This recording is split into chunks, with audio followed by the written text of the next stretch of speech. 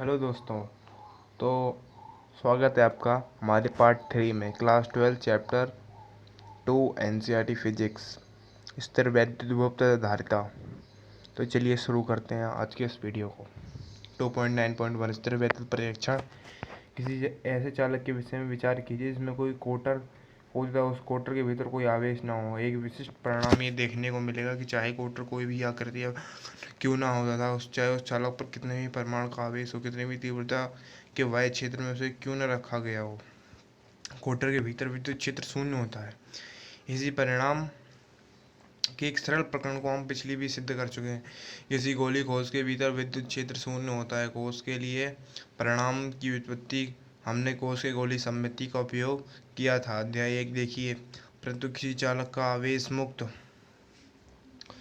कोटर में विद्युत क्षेत्र का विलोपन, जैसे कि पहले वर्णन किया जा चुका है, एक अत्यधिक व्यापक परिणाम है। इससे संबंधित एक परिणाम ये भी है कि यदि चालक आवेशित भी है अथवा किसी वायु विद्युत क्षेत्र द्वारा उदासीन चालक पर आवेशित प्रेरित क्यों न किए गए हों, समस्त आवेश केवल चालक पर कोटर सहित उसके वाय पृष्ठ पर विद्यमान रहता है। चित्र में दिए गए परिमाणों की व्युत्पत्ति को हम यहाँ छोड़ रहे हैं, परंतु हमें इनकी महत्वपूर्ण उलझनों का ध्यान है। बाहर चाहे कितने भी आवेश हों तथा कैसा भी विद्युत क्षेत्र विन्यास क्यों न हो, उस चालक में कोई भी वेक्टर वायु विद्युत क्षेत्रों के प्रभाव से सदैव परिरक्षित रहती है। कोटर के भीतर विद्युत क्षेत्र सदैव ही शून्य होता है। इसे स्थिर वैद्युत परिरक्षण कहते हैं। इस प्रभाव का उपयोग संवेदनशील उपकरणों को वायु विद्युत प्रभावों से बचाने में किया जाता है।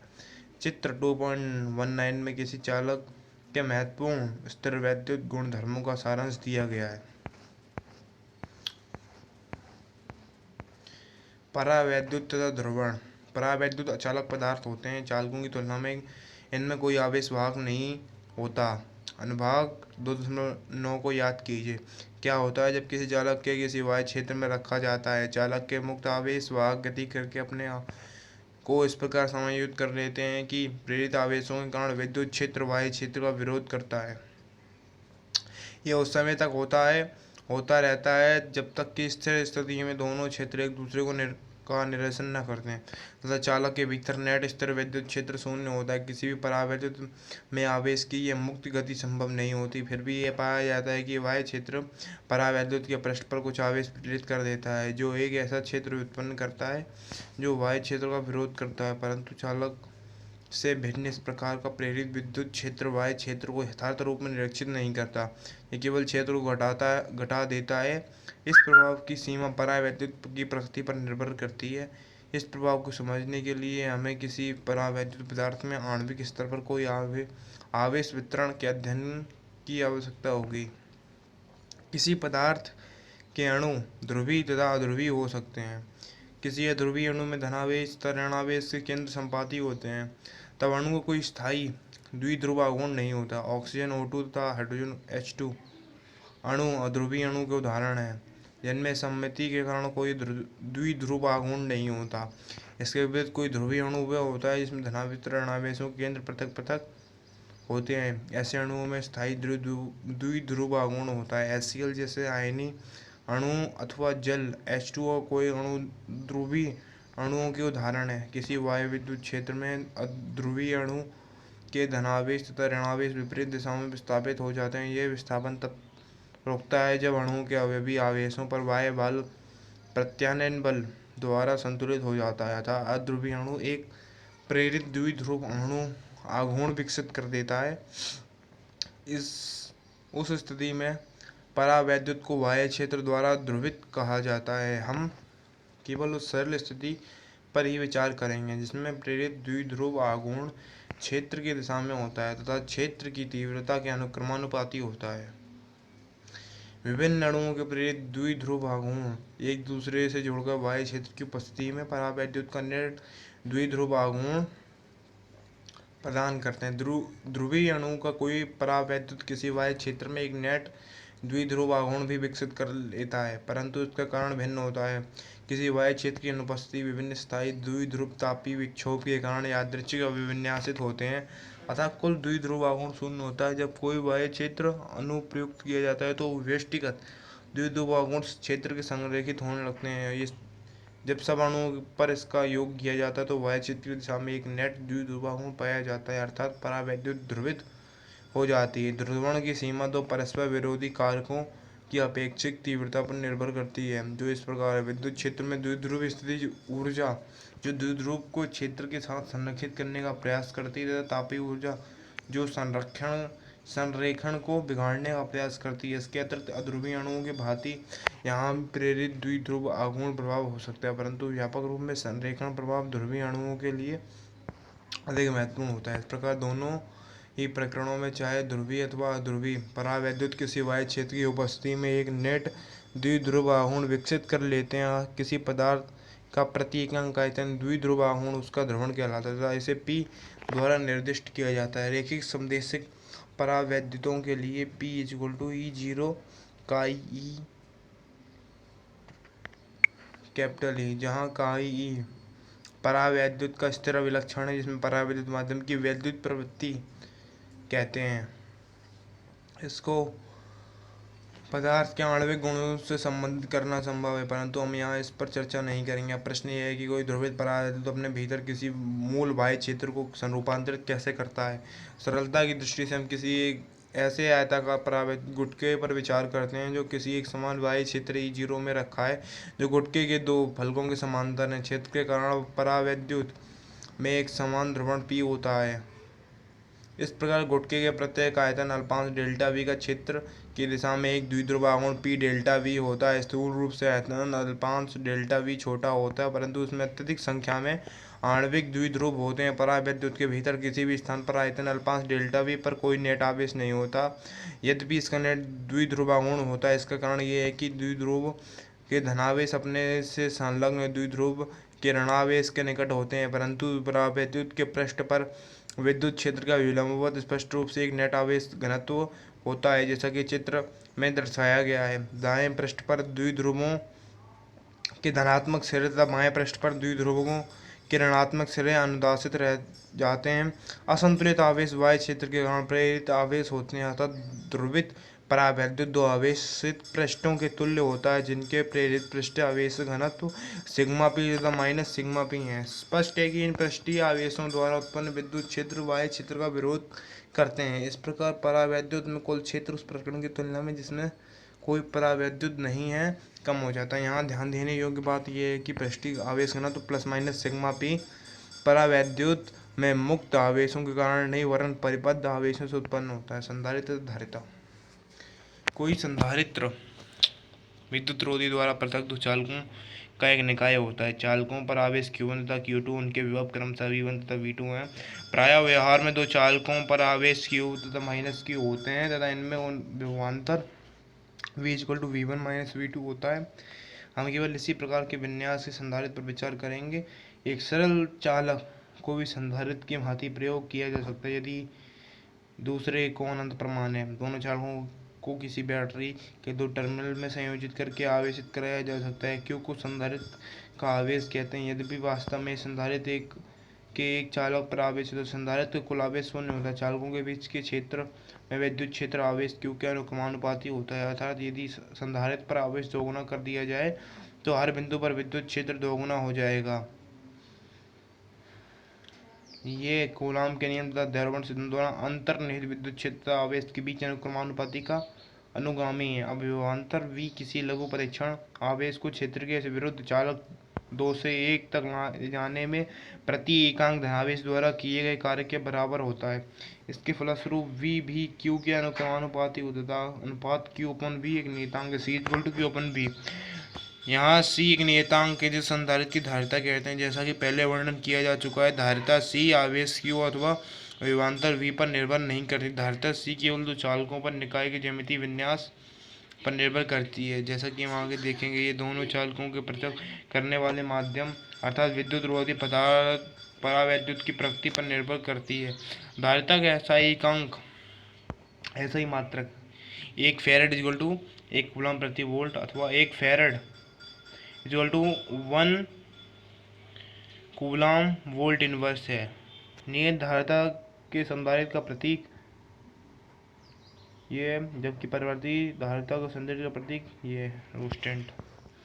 समीकरण 2.38 ये दर्शाती है कि बड़े सी के लिए क्यू नियत है तो वी लघु होता है। इसका अर्थ ये है कि बड़ा संधारित्र लघु विभव वी पर अपेक्षाकृत क्यू के बड़े परिमाणों को परिबद्ध कर सकता है।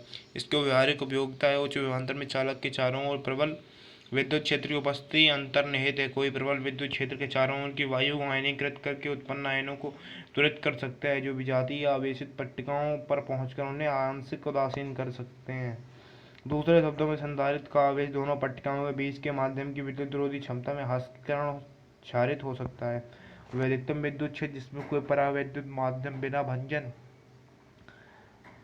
के सहन कर सकता है उस माध्यम का परावैद्युत सामर्थ्य कहलाता है। वायु के लिए ये लगभग 3×10⁶ वोल्ट मीटर इनवर्स। दो चालकों के बीच 1 सेंटीमीटर कोटि के पृथक्करण के लिए क्षेत्र चालकों के बीच 3×10⁴ वोल्ट विभवांतर के तदनुरूपी होता है, ताकि इस संधारित्र के लिए बिना किसी क्षरण के अत्यधिक मात्रा में आवेश संचित करने के लिए उसकी धारिता को इतना अधिक उच्च अवश्य होना चाहिए कि उनके बीच विभवांतर अथवा विद्युत क्षेत्र उनकी भंजन सीमा से अधिक न हो।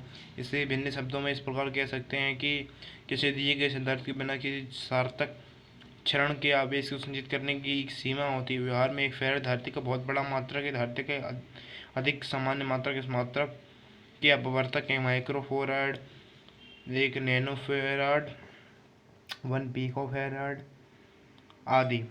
आवेशों को संचित करने के अतिरिक्त संधारित्र अधिकांश प्रत्यावर्ती धारा परिपथों यानी एसी परिपथों के प्रमुख अवयवों के रूप में उपयोग होते हैं। अध्याय 7 में एसी परिपथों के संधारित्रों के महत्वपूर्ण प्रकारों का वर्णन किया गया है। 2.1 समांतर पट्टिका संधारित्र। किसी समांतर पट्टिका संधारित्र में दो बड़ी समतल एक दूसरे के समांतर चल पट्टिकाएं होती हैं जिनके बीच पृथक्करण कम होता है। हम सर्वप्रथम दो पट्टिकाओं के बीच माध्यम के रूप में निर्वात को लेते हैं। अगले अनुभाग में पट्टिकाओं के बीच परावैद्युत माध्यम को प्रभाव को वर्णन किया है। मान लीजिए प्रत्येक पट्टिका का क्षेत्रफल a तथा उनके बीच पृथक्करण d है। दोनों पट्टिकाओं पर आवेश q तथा -q है। चूंकि पट्टिकाओं का रैखिक विमाओं की तुलना में d बहुत छोटा है तो d² much greater than a। हम एक समान आवेशित पृष्ठीय घनत्व सिग्मा को अनंत समतल चादर के विद्युत क्षेत्र के परिमाणों का उपयोग कर सकते हैं। देखिए अनुभाग 1.15 पट्टिका के एक पृष्ठीय आवेश घनत्व सिग्मा =q/a तथा पट्टिका 2 का पृष्ठीय आवेश घनत्व माइनस सिग्मा। विभिन्न क्षेत्रों के समीकरण 1.33 का उपयोग करने पर विद्युत क्षेत्र y क्षेत्र पट्टिका के ऊपर क्षेत्र =σ/2 एप्सिलॉन माइनस σ/2 एप्सिलॉन 0 y क्षेत्र 2 पट्टिका के 2 नीचे का क्षेत्र E=σ-2 एप्सिलॉन 0 माइनस σ/2 एप्सिलॉन 0 पट्टिका 1 तथा 2 के भीतरी क्षेत्र में दो आवेशित पट्टिकाओं के कारण विद्युत क्षेत्र जुड़ जाते हैं। अब हमें प्राप्त होता है σ/2 एप्सिलॉन प्लस σ/2 एप्सिलॉन σ/एप्सिलॉन q/एप्सिलॉन a। विद्युत क्षेत्र की दिशा धनावेशित पट्टिकाओं से ऋणावेशित पट्टिकाओं की ओर है। इस प्रकार दो पट्टिकाओं के बीच विद्युत क्षेत्र स्थानीकृत हो जाता है तथा ये एक सिरे से दूसरे सिरे तक समान रहता है। परिमित क्षेत्रफल की पट्टिकाओं के लिए पट्टिकाओं की बाहरी सीमा के निकट के लागू नहीं होता। पट्टिकाओं के किनारों पर क्षेत्र रेखाएं बाहर की ओर मुड़ जाती हैं। इस प्रभाव को क्षेत्र का उपांतर प्रभाव कहते हैं। इससे ये संकेत मिलता है कि समस्त पट्टिका व पृष्ठीय आवेश घनत्व सिग्मा यथार्थ रूप से एक समान नहीं होता। तथापि d² much greater than a much lesser than a के लिए प्रभाव किनारों से काफ़ी दूर के क्षेत्रों के लिए उपेक्षणीय है तथा वहाँ क्षेत्र समीकरण के अनुसार होता है। अब एक समान विद्युत क्षेत्रों के लिए विभवांतर विद्युत क्षेत्र तथा पट्टिकाओं के बीच की दूरी के गुणनफल के बराबर होता है, अर्थात V=ED=1/एप्सिलॉन QD/A। तब समांतर पट्टिका संधारित्र C की धारिता C=q/b एप्सिलॉन A/2 जो कि अपेक्षानुसार निकाय की ज्यामिति पर निर्भर करता है। प्रारूपों मानो जैसे A=1 मीटर², D=1 mm के लिए, C=8.85 × 10⁻⁻12 coulomb, newton inverse metre 1 metre divide by 10⁻³ metre 8.85 × 10⁻⁹ farad. इससे प्रकट होता है कि जैसा पहले वर्णन किया जा चुका है, एक फैराड व्यवहार में धारिता का बहुत बड़ा एकांक है। एक फैराड की विशालता को देखने के लिए एक ढंग और भी है कि हम ये ज्ञात करें कि एक फैराड धारिता की समांतर पट्टिका संधारित्र की पट्टिकाओं का क्षेत्रफल यदि उनके बीच दूरी 1 सेंटीमीटर तो कितना होना चाहिए। A=CD/एप्सिलॉन 1 farad into 10⁻12 metre divided by 8.85 into 10⁻12 newton inverse metre -2 equal to 10⁻9 metre square, अर्थात पट्टिका की लंबाई चौड़ाई लगभग 30 किलोमीटर होनी चाहिए। धारिता पर विद्युत का प्रभाव। धारिता पर परावैद्युत का प्रभाव। किसी वाह्य क्षेत्र में परावैद्युतों के व्यवहार के बारे में जानकारी के मकसद आइए हम ये देखें कि किसी समांतर पट्टिका संधारित्र की धारिता किसी परावैद्युत की उपस्थिति द्वारा किस प्रकार रूपांतरित होती है। पहले की भांति यहाँ भी हमारे पास दो बड़ी पट्टिकाएं जिनमें प्रत्येक का क्षेत्रफल है एक दूसरे से डी दूरी द्वारा पृथक है। पट्टिकाओं पर आवेश प्लस माइनस क्यू है जो कि आवेश घनत्व प्लस माइनस सिग्मा के तदनुरूपी है। जब दोनों पट्टिकाओं के बीच निर्वात है तब E0 सिग्मा अपॉन एप्सिलॉन तथा विभवांतर V0 है। V0 E0 into D. इस प्रकार में धारिता C0 Q upon V0 epsilon 0 divided by D. इसके पश्चात हम उस प्रकरण पर विचार करते हैं जिसमें दोनों पट्टिकाओं के बीच समस्त क्षेत्र को किसी परावैद्युत द्वारा भर दिया गया है। क्षेत्र द्वारा समस्त परावैद्युत ध्रुवित हो जाता है तथा जैसा कि ऊपर स्पष्ट किया जा चुका है, यह प्रभाव दो आवेशित चादरों की समतुल्य जिनके पृष्ठीय आवेश घनत्व sigma P minus sigma P है। इस स्थिति में परावैद्युत विद्युत क्षेत्र उस प्रकरण के तदनुरूपी होता है। इसमें पट्टिकाओं का नेट आवेश घनत्व प्लस माइनस सिग्मा पी होता है, अर्थात equal to sigma minus sigma P epsilon होता है। पट्टिकाओं के सिरों पर बनता है V equal to ED into sigma minus sigma P divide by epsilon D. देखिए कि परावैद्युतों के लिए आप अपेक्षा करते हैं कि सिग्मा पी 0 अर्थात सिग्मा के अनुक्रमानुपाती हो। इस प्रकार sigma minus sigma P sigma के अनुक्रमानुपाती तथा हम लिख सकते हैं कि sigma minus sigma P equal to sigma divide by K, जहाँ के परावैद्युत का एक स्थिर अभिलक्षण है। स्पष्ट है कि के एक से बड़ा है। तब V equal to ED V equal to sigma D divide by epsilon K equal to Q D divide by A epsilon K. पट्टिकाओं के बीच परावैद्युत होने पर धारिता C equal to Q upon B equal to epsilon K A divide by D. गुणनफल epsilon K को माध्यम का परावैद्युतांक कहा जाता है। इसे C के द्वारा निर्दिष्ट किया जाता है। एप्सिलॉन इक्वल टू एप्सिलॉन के निर्वात के लिए के इक्वल टू 1 तथा एप्सिलॉन इक्वल टू एप्सिलॉन 0 निर्वात का परावैद्युतांक कहते हैं। विभवांतर अनुपात के इक्वल टू एप्सिलॉन 0 को पदार्थ का परावैद्युतांक कहते हैं। जैसे कि पहले टिप्पणी की जा चुकी समीकरण से स्पष्ट ये है कि के एक से बड़ा अर्थात के का मान एक से अधिक है। समीकरण 2.46 तथा 2.51 से K equal to C upon C epsilon. इस प्रकार किसी पदार्थ का परावैद्युतांक एक कारक है जिसके द्वारा किसी भी संधारित्र के पट्टिकाओं के बीच से कोई परावैद्युत पदार्थ पूर्णतः भर दिया जाता है तो उसके धारिता का मान निर्वात के मान से वृद्धि हो जाती है। तो यद्यपि हम समांतर पट्टिका संधारित्र के प्रकरण के लिए समीकरण 2.54 पर पहुंचते हैं, तथापि यह हर प्रकार के संधारित्रों पर लागू होता है तथा वास्तव में इसे व्यापक रूप से किसी पदार्थ के परावैद्युतांक की परिभाषा के रूप में देखा जा सकता है। संधारित्रों का संयोजन। हम कई संधारित्रों जिनकी धारिताएं C1 C2 Cn है संयोजन द्वारा एक प्रभावी धारिता C का एक निकाय प्राप्त कर सकते हैं। यह प्रभावी धारिता व्यष्टिगत संधारित्रों को संयोजित करने से ढंग से पर निर्भर करती है। तो संभावित सरल संयोजन इस प्रकार है।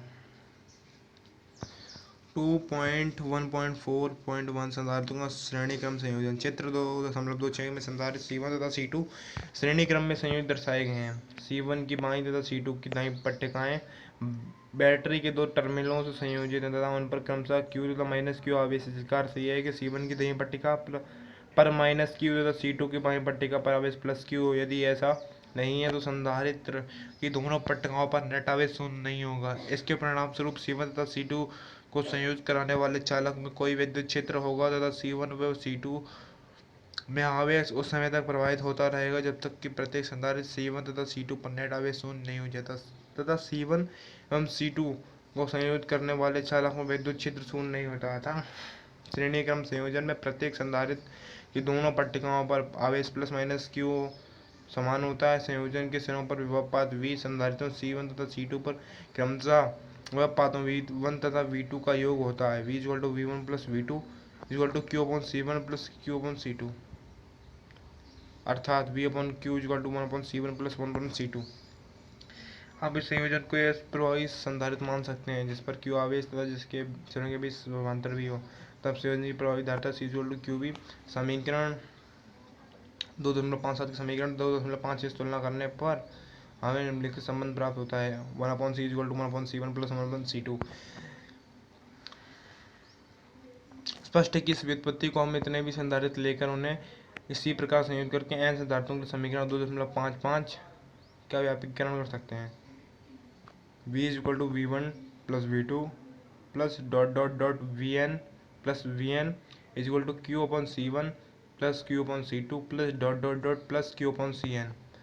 जिन चरणों को हमने दो संधारित्रों के परिकरण के लिए उपयोग किया था, उन्हीं चरणों को n संधारित्रों के संयोजन के लिए हम उपयोग करके हम n संधारित्रों के श्रेणी क्रम संयोजन के लिए प्रभावी धारिता का व्यापक सूत्र प्राप्त कर सकते हैं।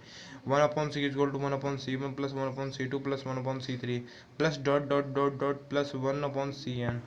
संधारित्रों का पार्श्व संयोजन यानी कि समांतर क्रम संयोजन भी कहते हैं इसी चीज को।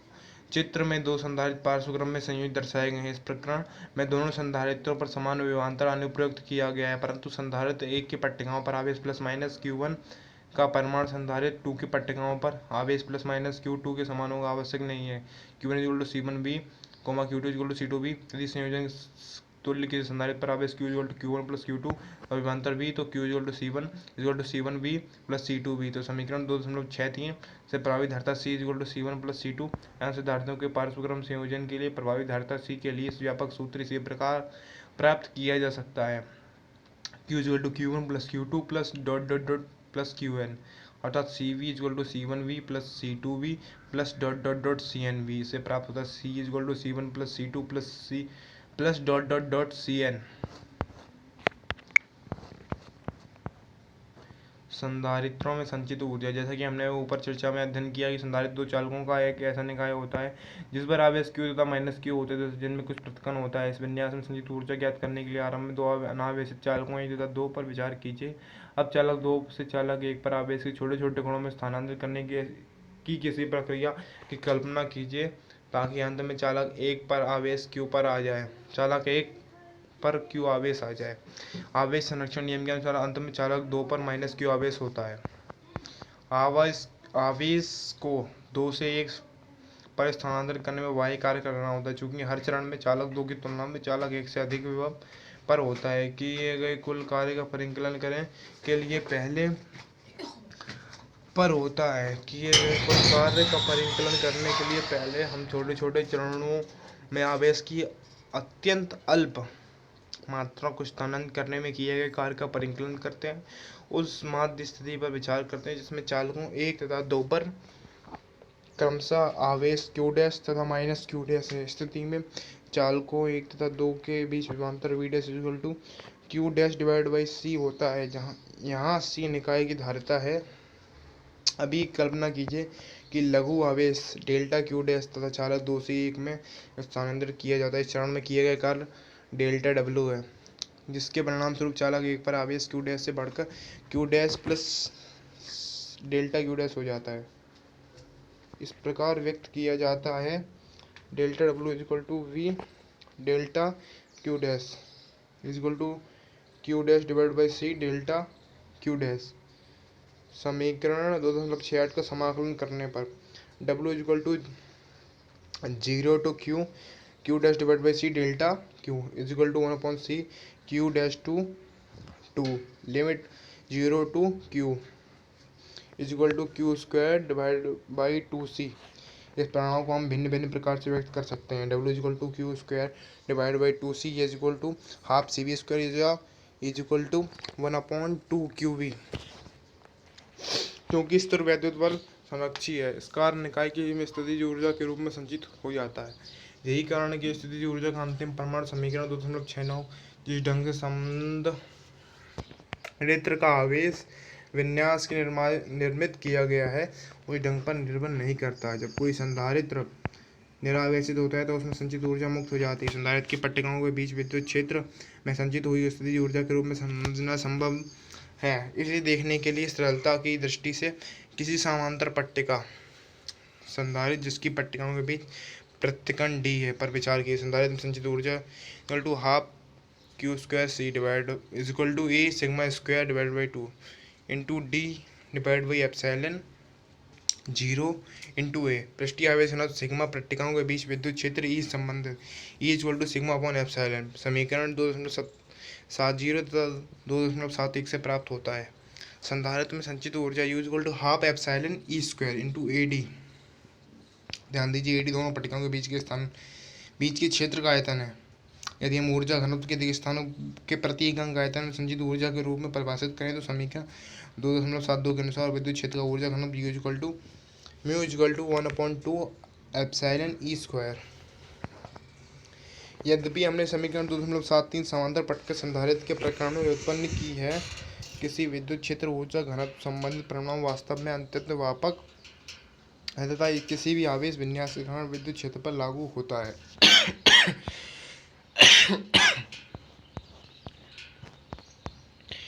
तो इस वीडियो में बस इतना ही, मिलते हैं नेक्स्ट वीडियो में।